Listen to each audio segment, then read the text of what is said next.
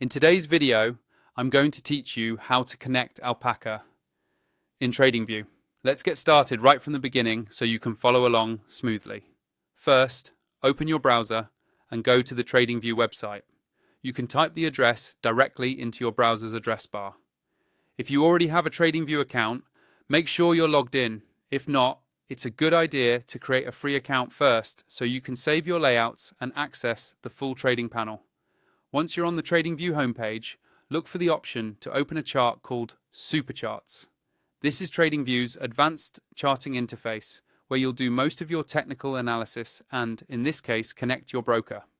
Go ahead and click on Supercharts and wait for the chart window to fully load. When the chart is open, we're going to bring up the trading connections. Look toward the bottom of the screen for a tab or button labeled Trading Panel. This is usually located under the chart area. Click on Trading Panel and a new section will slide up, showing different broker and paper trading options that you can connect to TradingView.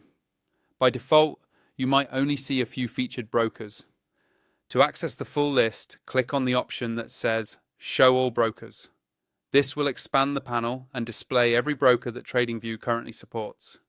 This step is important because Alpaca might not show up in the shortened list. Now that you're seeing the full broker list, look for a search bar or a filter field. Click into that search box and type Alpaca.